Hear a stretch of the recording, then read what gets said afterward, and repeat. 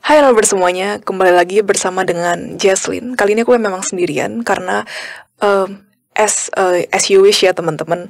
Teman-teman kan sempet request mengenai cerita Jaslyn dong, cerita Jaslyn yang penyihir kayak gitu. Well, here we are.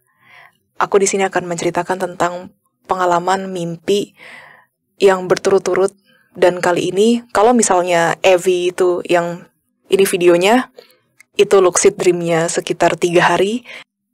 Kalau mimpi mengenai penyihir ini, itu hanya 2 hari saja. Kisah ini adalah kisah yang terjadi saat aku duduk di bangku SMA. Cerita ini misterius dan hampir membuatku kehilangan nyawa. Seperti apa ceritanya? Jangan kemana-mana karena sebentar lagi cerita ini akan dimulai. Namun sebelum itu, bumper dulu.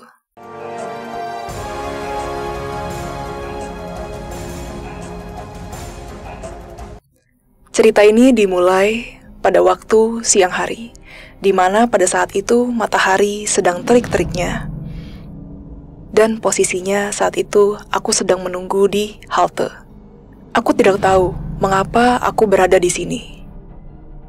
Lalu aku mencoba untuk melihat sekeliling, aku mengobservasi, dan ternyata terdapat banyak orang. Mungkin kalau dihitung sekitar 50 orang, yang terdiri dari wanita, pria, dan anak-anak. Pada saat itu, sepertinya yang aku sadari aku bukan berada di Indonesia, dan di sana terdapat berbagai macam ras. Mataku tiba-tiba tertuju pada seorang perempuan yang aku yakini kira-kira di sana pada saat itu seumuranku. Perempuan ini sedang berdiri, memakai kemeja, celana panjang, dengan rambut ikat kuncir kuda. Dan rasnya adalah seorang Asia. Aku mencoba mendekatinya dan menyapa sekaligus menanyakan kepadanya. Hai, aku Jaslyn. Kalau boleh tahu, apakah kalian adalah orang-orang yang baru pulang dari retret? Sebenarnya jujur saja, aku tidak tahu mengapa aku bisa ada di sini. Lalu perempuan itu berkata, Hai, I'm Janice. Nice to meet you. Menanggapi pertanyaanku tadi, mengapa aku bisa ada di sini? Janice berkata, I think we are the chosen ones. Seketika aku kaget. The chosen ones, maksudnya apa? Aku bertanya kepadanya, maksudnya apa? I don't know, just have a gut feeling. Lalu ya kami sedikit chit-chat ya guys. Jenny sendiri adalah seorang warga negara Indonesia. Tidak lama kemudian, tiba-tiba ada beberapa mobil off-road dengan atap terbuka dan menyuruh, sopir-sopir yang ada di dalam mobil off-road tersebut menyuruh orang-orang untuk naik ke mobil. Ya aku masih bingung, dan di sana aku coba lihat Janice aja gitu. Kalau misalnya dia naik, ya udahlah aku ikut naik. Sampai akhirnya tersisa hanya 2 mobil saja. Waktu aku nanya ke Janice, kita tuh mau pergi kemana sih? Dia pun tidak tahu guys. Akhirnya kami naik ke dalam mobil tersebut karena seorang sopir berkata kepada kami bahwa tidak akan ada lagi yang namanya jemputan datang setelah 2 mobil yang tersisa ini.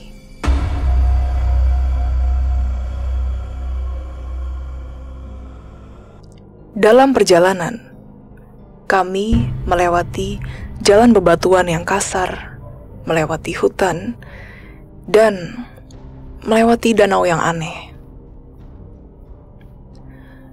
Danau ini terletak di bawah kami, jadi pada saat itu kami melewati jembatan, di bawahnya ada danau. Danau ini berkabut, airnya berwarna putih keunguan pastel, dan ada pohon-pohon di sekelilingnya yang terlihat mati. Aku akhirnya bertanya kepada sopir, Mohon maaf sebelumnya, saya ingin bertanya. Saya tidak pernah melihat danau ini sebelumnya, tidak pernah. Ini sebenarnya ada di mana? Lalu sopir menjawab, ini adalah yang dinamakan Kali Mati. Kalau masuk ke dalam air, kulit akan terbakar dan meregang nyawa. Tidak ada yang namanya kehidupan makhluk apapun di bawah ini. Tidak lama kemudian setelah itu, sampailah kami di suatu hutan. Jujur, pada saat itu aku bener-bener blank, totally blank, masih nggak tahu itu ada di mana. Di dalam hutan tersebut ada rumah bergaya Eropa yang terbuat dari kayu rumahnya. Ini gambarnya seperti ini. Rumah ini mempunyai 2 lantai.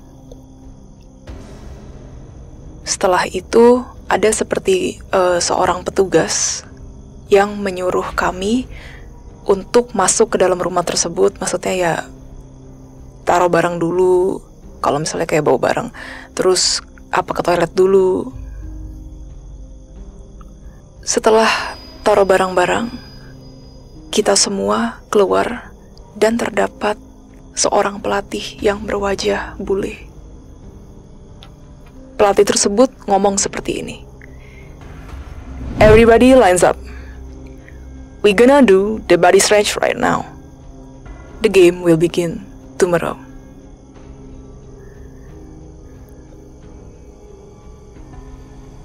Semua orang bertanya-tanya. Hah, game apaan? Akhirnya bubaran, maksudnya setelah kita stretching segala macam, kita bubaran. Aku sebenarnya punya firasat yang buruk. Aku ingin bertanya kepada pelatih tersebut, namun akhirnya mengurungkan niat karena ya udahlah gitu. Maksudnya nggak ada orang lain yang nanya juga. Kayaknya yang lain juga nggak terlalu keberatan. Jadi ya buat apa juga aku bertanya? Ya udahlah aku ikutin aja. Aku akhirnya berpikir gitu. Setelah itu kami masuk lagi ke dalam rumah. Dan ya seperti biasa ya guys. Jadi kalau misalnya kita baru sampai ke suatu villa, suatu hotel, itu biasanya kita akan pilih-pilih kan. Aku mau tidur di sini, aku mau tidur di situ, aku mau tidur di ruangan ini, something like that. Jadi rumah ini tuh di bawah ada 3 kamar dan di atas itu kamarnya tuh kayak terbuka gitu guys. Jadi kayak di bule-bule, kayak di film-film gitu. Ini atapnya di sini kayak langsung ranjang.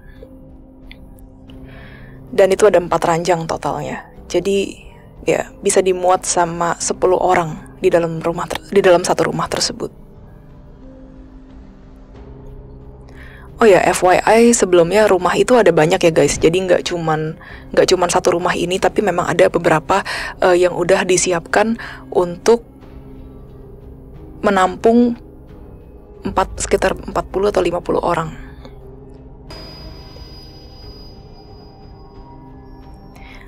Akhirnya aku sama Jenis milih di kamar bagian atas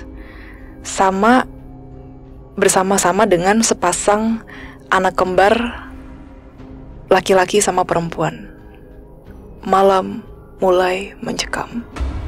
Sepi, kami bisa mendengar suara jangkrik di mana-mana.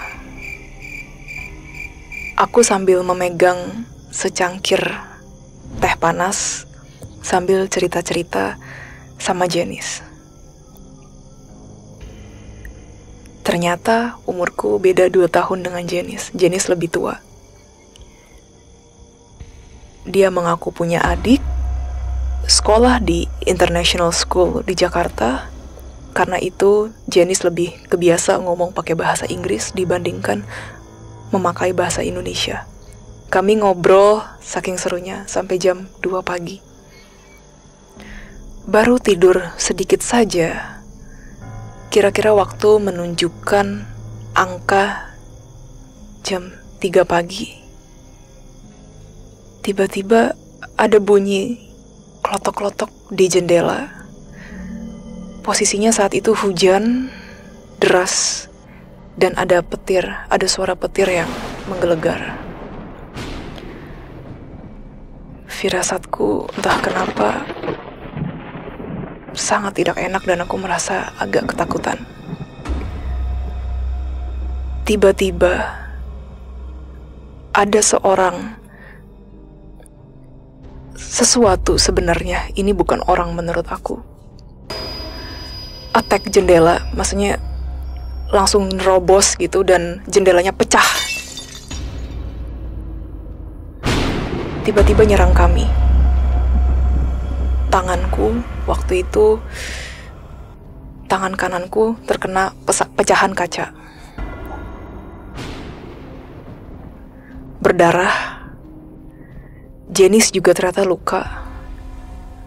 Tapi waktu itu yang terpikirkan oleh kami langsung get into ke kakak adik kembar itu dulu. Soalnya takut mereka kenapa-napa karena masih kecil.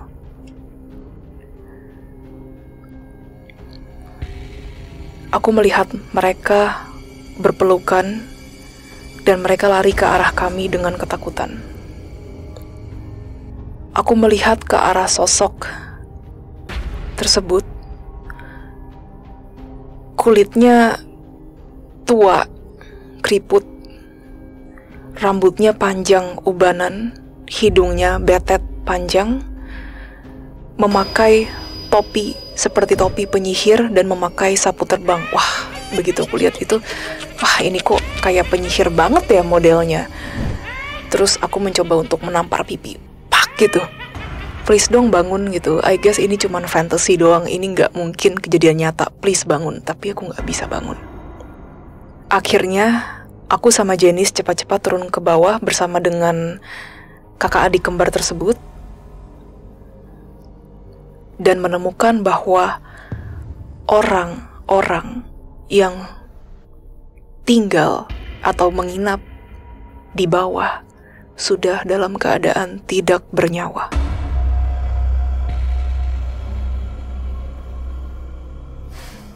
Sontak aku berpikir, jangan-jangan yang pelatih bilang tadi itu sebenarnya maksudnya tomorrow, the game will begin tomorrow itu maksudnya ini lagi. Soalnya kan subuh itu udah ganti hari, pikirku kayak gitu. Lalu tiba-tiba aku bangun. Badan rasanya bener-bener lemes-lemesnya, kayak ngerentek, kayak habis perjalanan jauh.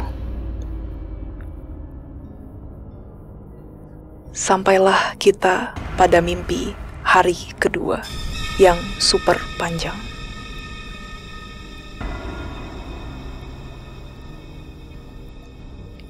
Waktu mulai menunjukkan pagi, jadi yang tadinya malam, itu perlahan-lahan langit mulai berubah berwarna kebiruan. Penyihir-penyihir tersebut kabur. Lalu kami semua ditertibkan, disuruh keluar dari rumah dan berkumpul di tengah-tengah, kayak ya tengah-tengah lapangan aja oleh pelatih. Banyak sekali orang-orang yang masih hidup komplain, kok begini sih, kok begitu sih, something like that. Pelatih berusaha menenangkan kami semua dan menjawab pertanyaan kami satu persatu dengan diplomatis, yang tadinya mungkin ada sekitar 50 orang. Hanya tersisa paling 30 orangan.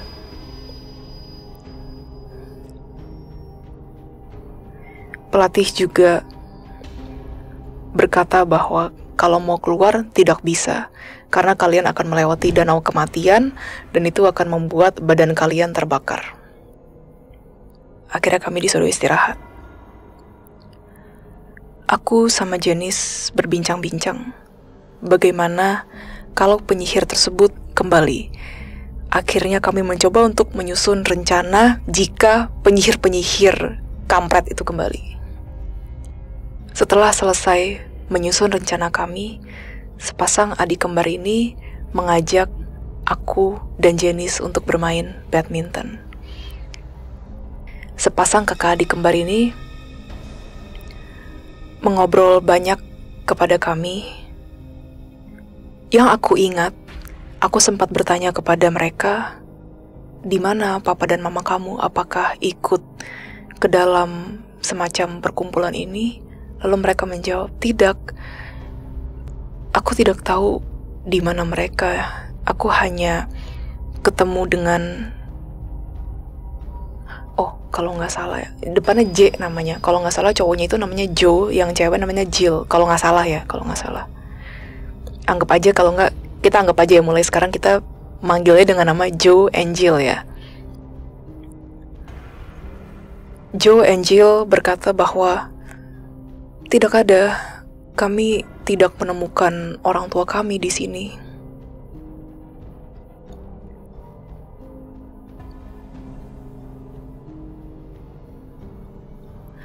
Malam mulai tiba. Kami bersepakat, kami berempat di atas bersepakat untuk tidak tidur di atas ranjang. Jadi kami tidur berdekatan tapi dalam keadaan duduk dengan peralatan-peralatan yang sudah kami siapkan. Peralatan-peralatan maksudnya untuk kalau misalnya ada penyihir-penyihir itu datang lagi, ya kita siap gitu.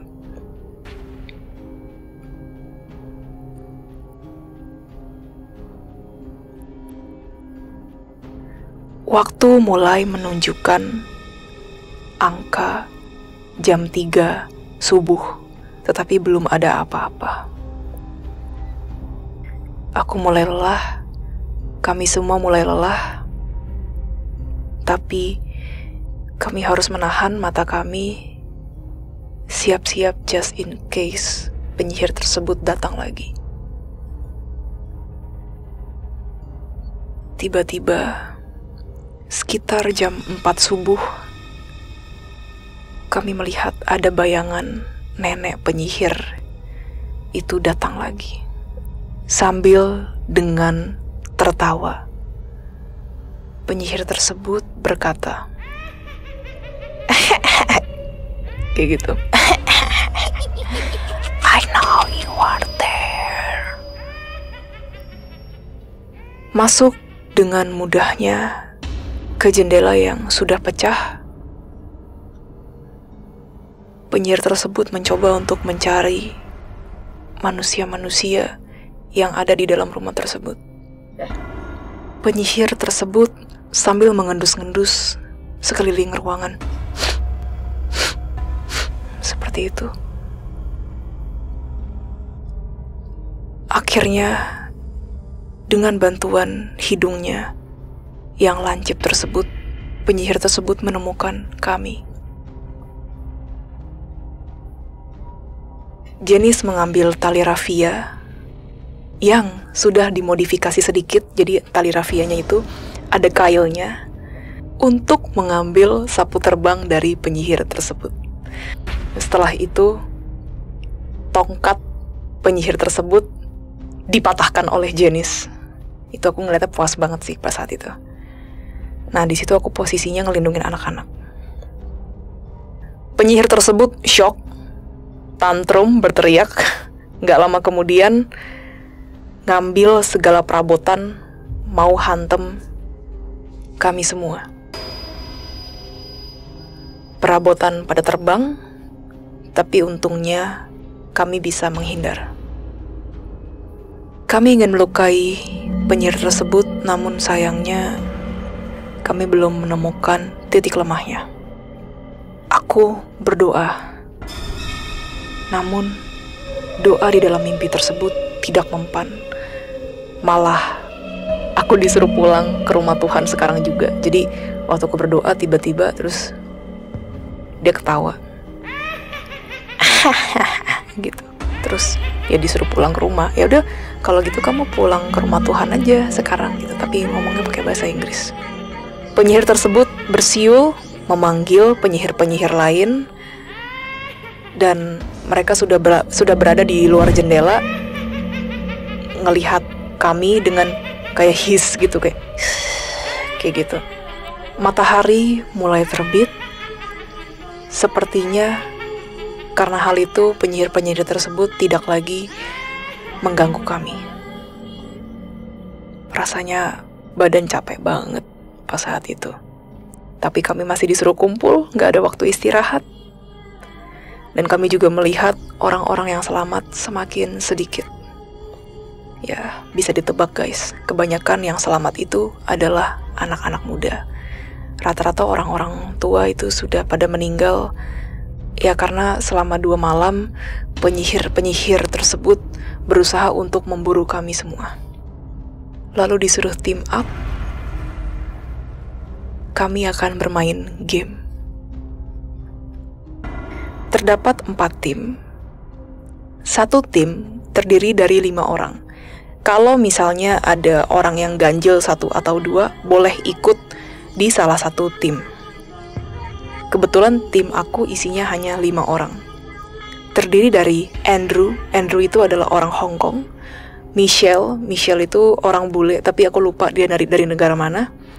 Lalu ada Victor itu dari Filipina. Lalu ada Janice dan aku. Setelah team up, kami diperkenalkan lawan mainnya yang ternyata adalah tim satunya. Jadi dari 4 tim ini dibagi menjadi 2. Jadi yang satu lawan satu ini, yang satu lawan satu ini, kayak gitu guys. Game tersebut sebenarnya sangat simple. Jadi kami harus mengambil, jadi ada bendera. Bendera tersebut harus diambil oleh salah satu tim dari kedua tim yang sedang beradu gitu. Benderanya hanya 1, ada 2 tim, siapa cepat dia dapat. Pelatih menjelaskan aturannya. Tidak boleh berbuat curang, hanya boleh melewati daratan. Jadi tidak boleh melewati air. Ya sebenarnya air itu juga bahaya sih, karena itu kan sebenarnya kali mati ya. Jadi daratan yang kami tinggali ini itu dikelilingi sama kali mati. Dan ternyata penyihir-penyihir yang mengganggu kami setiap malam itu ikut serta bermain dalam game ini.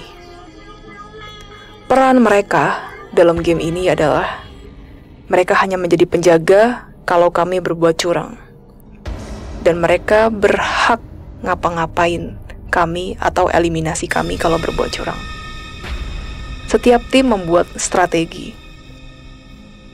Setelah itu, tidak butuh waktu lama, game dimulai. Kami berpencar.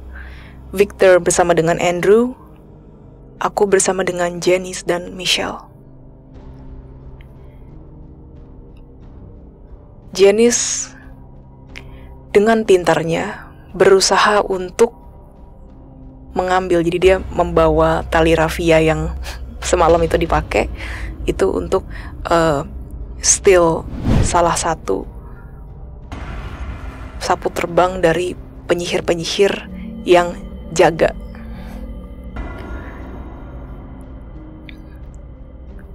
Ada penyihir yang sedang berjaga, maksudnya sedang kayak keliling gitu, tiba-tiba diambil gitu kaitnya, lalu penyihir tersebut kaget dan penyihir tersebut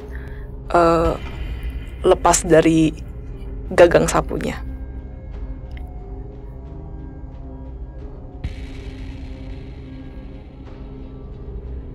Dan penyihir tersebut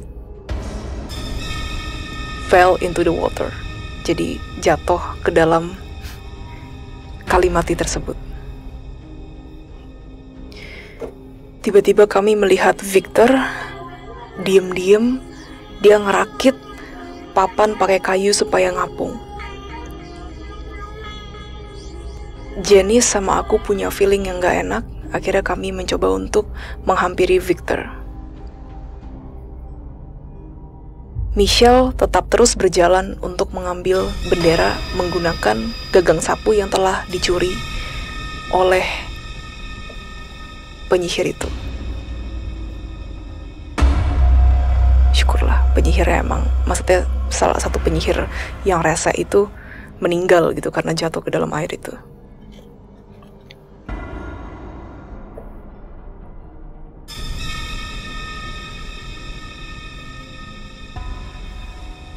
Sebelum kami sempat menghampiri Victor, tiba-tiba salah satu penyihir yang sedang berjaga find out, dan penyihir tersebut membuat tiang listrik jatuh ke arah Victor. Victor tersetrum, jatuh ke kali mati, dan Victor tewas. Melihat kejadian itu, Andrew berteriak, benar-benar tidak percaya dengan kejadian yang baru menimpa temannya, tapi kami menahan Andrew. Sore hari tiba, kami semua masih syok sambil duduk di api unggun.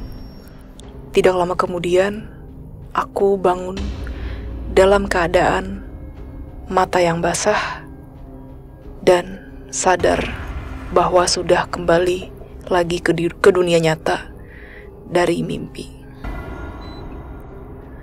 Begitu lihat jam, posisinya pada saat itu ternyata sudah menunjukkan waktu pukul 4 sore. Jadi aku tidur tuh kayak kebo banget. Dari jam 12 siang bangun-bangun jam 4 sore. Sedangkan aku gak pernah sedikit pun tidur kayak begitu sebelumnya. Akhirnya aku telepon om aku. Om aku ini sedikit latar belakang ya guys. Om aku sudah biasa menangani kasus-kasus yang berhubungan dengan kuasa gelap. Aku cerita ke om aku tentang mimpi ini. Beliau ada kasih beberapa doa, dan akhirnya aku praktekkan berulang-ulang dengan rasa yang yakin, sangat amat yakin. Setelah berdoa, aku tidak pernah mimpi sedikit pun mengenai cerita tentang penyihir ini.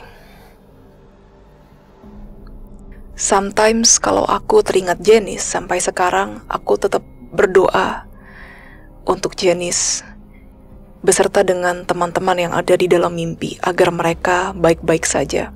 Terlepas dari Janice dan teman-temannya itu ada beneran atau enggak, tapi aku tetap doain mereka sampai sekarang. Pesan yang dapat diambil dari cerita ini adalah kalau teman-teman ingat pas posisinya tuh aku ada di dalam mimpi, aku berdoa. Waktu aku berdoa tapi nggak mempan, malah penyihir yang ngeledekin, suruh aku pulang aja ke rumah Tuhan, kayak gitu.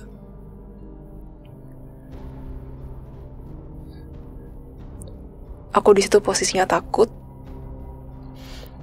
bener-bener takut sambil berdoa dan nggak yakin bahwa apakah aku bisa diselamatkan atau tidak. Dan menurut pengalaman aku selama ini, doa yang terkabul itu datang dari hati yang paling terdalam. Sesimpel apapun doanya tidak masalah. Sometimes malah kita sebenarnya nggak butuh doa yang terlalu template atau terlalu panjang. Yaitu sih sebenarnya tergantung dari teman-teman ya. Kalau misalnya teman-teman lebih nyaman, lebih pakai hati ketika doa yang panjang, ya itu nggak masalah juga. Tapi aku sebenarnya orangnya sangat amat simple minded dan aku lebih suka doa yang simple-simple aja. Justru malah itu yang terkabul. Sekian dulu video kami kali ini. Semoga teman-teman yang menonton terhibur. Dan terima kasih juga kepada teman-teman Anovers yang selama ini sudah menyupport kami, channel Tri Anomali. Thank you teman-teman. Jangan lupa klik like, share, subscribe, dan jangan lupa nyalakan lonceng notifikasi. See you guys on another video. Bye-bye.